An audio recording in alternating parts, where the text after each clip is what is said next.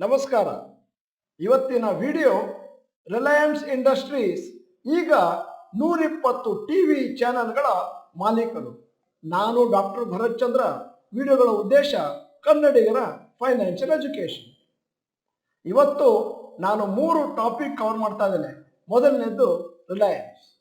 ನಮ್ಮ ಎಲ್ಲ channel members ಹತ್ರ, ಡಾಕ್ಟರ್ ಭರತ್ ಚಂದ್ರ ಗ್ರಾಜ್ಯುಯೇಟ್ಸ್ ಹತ್ರ ಮೋಸ್ಟ್ಲಿ ರಿಲಯನ್ಸ್ ಇಂಡಸ್ಟ್ರೀಸ್ ಒಂದು ಶೇರ್ ಆಗಿ ಅವರ ಪೋರ್ಟ್ಫೋಲಿಯೋದಲ್ಲಿ ಇರ್ಬೋದು.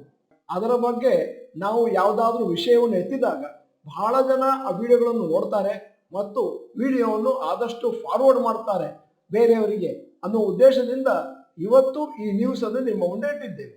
ನೀವು ನಮ್ಮ ಚಾನಲ್ ಮೆಂಬರ್ ಅಂತಂದ್ರೆ ಇದೀಗ ಸಮಯ ಸಬ್ಸ್ಕ್ರಿಪ್ಷನ್ ಬಟನ್ ಬೆಲ್ ಐಕಾನ್ ಒತ್ತಿ. ವಿಡಿಯೋ ಚೆನ್ನಾಗಿದ್ರೆ ಲೈಕ್ ಬಟನ್ ಒತ್ತೋದನ್ನು ಮರಿಬೇಡಿ. ನಮಗೆ ಪ್ರೋತ್ಸಾಹ ಕೊಡಬೇಕು ಅಂತಂದ್ರೆ ಈ ತರ ಕನ್ನಡಿಗರಿಗೆ ವಿಡಿಯೋನ ಫಾರ್ವರ್ಡ್ ಮಾಡಿ. ನಿನ್ನೆ ಸಾಯಂಕಾಲ ರಿಲಯನ್ಸ್ ಇಂಡಸ್ಟ್ರೀಸ್ ಅವರು ಘೋಷಣೆಯನ್ನು ಹೊರಡಿಸಿದ್ರು.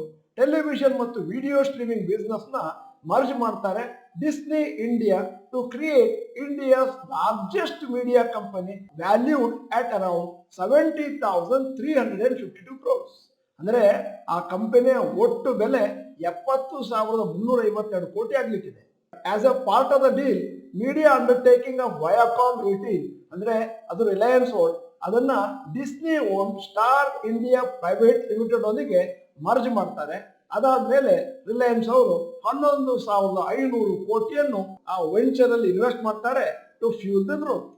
ಮುಖೇಶ್ ಅಂಬಾನಿಯವರ ಮಾಲೀಕತ್ವದ ಕಂಪನಿ ಕಂಟ್ರೋಲ್ ಮಾಡುತ್ತೆ ಈ ವೆಂಚರ್ ಅನ್ನು ವಯಾ 16.34% ಡೈರೆಕ್ಟ್ ಸ್ಟೇಕ್ ಮತ್ತೆ 46.82 ಹೆಲ್ಡ್ ಥ್ರೂ ವಯಾಕಾಮ್ 18 ಮತ್ತು ಡಿಸ್ನಿ ಹತ್ರ 36.84% ಸ್ಟೇಕ್ಸ್ ಇರುತ್ತೆ. ನೀತಾ ಅಂಬಾನಿಯವರು ಈ ಹೊಸ ವೆಂಚರ್ನ ಚೇರ್ ಪರ್ಸನ್ ಆಗಿರ್ತಾರೆ ಮರ್ಜರ್ ಆದ್ಮೇಲೆ. ಅದಾದ್ಮೇಲೆ Star India chief Uday Shankar will be the vice chair person. ಈ ಒಂದು ಪರ್ಟಿಕ್ಯುಲರ್ ಮರ್ಜರ್ ಡೀಲ್ ಕಂಪ್ಲೀಟ್ ಆಗ್ಬೋದು ಅಂದಾಜು quarter ended December 2024 or March 2025. ಅಂದ್ರೆ ರೆಗ್ಯುಲೇಟರಿ ಮತ್ತು ಶೇರ್ ಹೋಲ್ಡರ್ಸ್ ಮತ್ತು ಅದರ್ ಅಪ್ರೂವಲ್ ಸಿಕ್ಕಿದ ಮೇಲೆ. ರಿಲಯನ್ಸ್ ಡಿಸ್ನಿ ಇಂಡಿಯಾ ಕಾಂಬಿನೇಷನ್ ಆದ್ಮೇಲೆ ಒಟ್ಟಿಗೆ 120 ಚಾನೆಲ್ಗಳನ್ನ ಅವರು ಇಟ್ಕೊಂಡಿರ್ತಾರೆ. Colours, star plus, star gold, sports channels such as star sports, sports 18 ಮತ್ತೆ 2 over the top apps hot star ಮತ್ತು ಜಿಯೋ ಸಿನಿಮಾ. ರಿಲಯನ್ಸ್ ಹೇಳ್ತಾರೆ ಈ ಚಾನೆಲ್ ಇಂದಾಗಿ ನಾವು ಅಂದಾಜು 75 ಕೋಟಿ ಜನರನ್ನು ಪ್ರತಿದಿನ ರೀಚ್ ಆಗ್ತೇವೆ ವಾಯಾ ವ್ಯೂವರ್ಸ್ ಇನ್ ಇಂಡಿಯಾ ಮತ್ತು foreign countries. It is expected to consolidate its position with a substantial 40% share of the advertising market. Brokerage firm Jefferies ಅವರು ಹೇಳ್ತಾರೆ ಈ ಮರ್ಜರ್ ಆದ್ಮೇಲೆ ಅಂದಾಜು 40 ರೂಪಾಯಿ per share valuation Reliance Industries ತನ್ನಿಂದ ತಾನಾಗಿ ಮೇಲಕ್ಕೆ ಹೋಗುತ್ತೆ. ಮತ್ತೆ ಈ ನ್ಯೂಸ್ ಬಂದ್ಮೇಲೆ ರಿಲಯನ್ಸ್ ಇಂಡಸ್ಟ್ರೀಸ್ ಒಂದಷ್ಟು ರ್ಯಾಲಿಯನ್ನು ಕಾಣ್ತು. 2% ಬೆಳಿಗ್ಗೆ, ಆಮೇಲೆ ಎಂಡ್ ಆಗುವಾಗ ಕ್ವೈಟ್ ಫ್ಲಾಟ್ ಆಗಿ ಎಂಡ್ ಆಯಿತು. ಈಗ ನಾನು ಈ ವಿಡಿಯೋದ ಎರಡನೆಯ ಟಾಪಿಕ್ ಅನ್ನು ಕವರ್ ಮಾಡ್ತಾ ಇದ್ದೇನೆ. ನಿನ್ನೆ Tata motors life time high touch ಆಯಿತು. ಅದಾದ್ಮೇಲೆ 1% ಕೆಳಗೆ ಬಿದ್ದು ಕ್ಲೋಸ್ ಆಯಿತು. ಬ್ರೋಕರೇಜ್ ಫಾರ್ಮ್ CLSA ಡೌನ್ಗ್ರೇಡ್ ಮಾಡಿದ್ದಾರೆ ಟಾಟಾ ಮೋಟಾರ್ಸ್ ಅನ್ನು. ಬೈ ರೇಟಿಂಗ್ ಇಂದ ಔಟ್ ಪರ್ಫಾರ್ಮ್. ಡೌನ್ಗ್ರೇಡ್ ಯಾಕೆ ಅಂತಂದ್ರೆ ಕಳೆದ ಕೆಲವು ತಿಂಗಳುಗಳಿಂದ ಟಾಟಾ ಮೋಟಾರ್ಸ್ ನಲ್ಲಿ ಬಹಳ ದೊಡ್ಡ ರ್ಯಾಲಿ ಆಗಿತ್ತು ಮತ್ತು ಅದರ ಬೆಲೆ ಬಹಳಷ್ಟು ಮೇಲಕ್ಕೆ ಹೋಗಿತ್ತು. ಈಗ CLSA ಕಂಪನಿಯವರು ಟಾಟಾ ಮೋಟಾರ್ಸ್ ಅನ್ನು ಡೌನ್ಗ್ರೇಡ್ ಮಾಡಿದ ಮೇಲೆ ಕೂಡ ಟಾರ್ಗೆಟ್ ಪ್ರೈಸ್ 1061 ಇದೆ. ಇವತ್ತಿನ ರೇಟು ಟಾಟಾ ಮೋಟಾರ್ಸ್ ಅಂದಾಜು 950. CLSA ಅವರು ಬಹಳ ಬುಲಿಶ್ ಆಗಿದ್ದಾರೆ ಟಾಟಾ ಮೋಟಾರ್ಸ್ ಗ್ರೋತಿನ ಬಗೆಗೆ. ಮತ್ತೆ ಅವರ ನಿರೀಕ್ಷೆ ಜಾಗ್ವಾರ್ ಲ್ಯಾಂಡ್ ರೋವರ್ ಡಿವಿಷನ್ ಏನಿದೆ ಅದು ಮುಂದಿನ ದಿನಗಳಲ್ಲಿ ಒಂದಷ್ಟು ಒಳ್ಳೆಯ ಪರ್ಫಾರ್ಮೆನ್ಸ್ ಅನ್ನು ಕೊಡ್ಲಿಕ್ಕಿದೆ. ಇನ್ನೂ ಒಂದು ವಿಚಾರವನ್ನು ಗಮನಿಸಬೇಕು. ಜಾಗ್ವಾರ್ ಲ್ಯಾಂಡ್ ರೋವರ್ ಅವರ ಸಾಲದ ಪರಿಸ್ಥಿತಿ ಒಂದಷ್ಟು ಇಂಪ್ರೂವ್ಮೆಂಟ್ ಆಗ್ತಾ ಇದೆ. ಯಾಕಂದ್ರೆ ಅವರ ಸಾಲದ ಲೆವೆಲ್ ಕಮ್ಮಿ ಆಗ್ತಾ ಇದೆ. ಇದು positive news for Tata motors.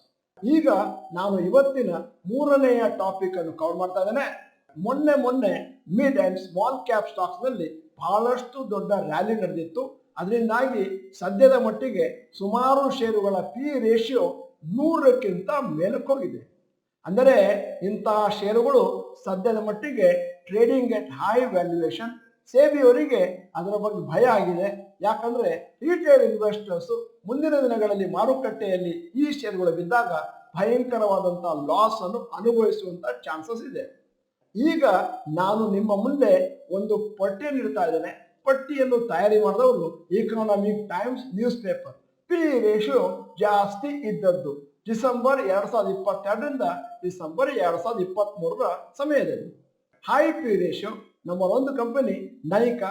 P ratio 1574. Mutual fund stake increase since December 2022 6.79%.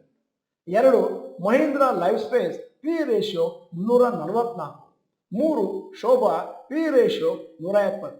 ನಾನು mutual fund stake increase since December 2022 ನಮೂದಿಸ್ತಾ ಇಲ್ಲ, ಸಮಯವನ್ನು ಉಳಿಸಲಿಕ್ಕೋಸ್ಕರ. ಅದನ್ನು ನೀವು ಒಟ್ಟಿಗೆ ಓದ್ಕೊಂಡು ಹೋಗ್ತಾ ಇದ್ದೀರಿ ಅಂತ ಊಹಿಸ್ಕೊಳ್ತೇನೆ.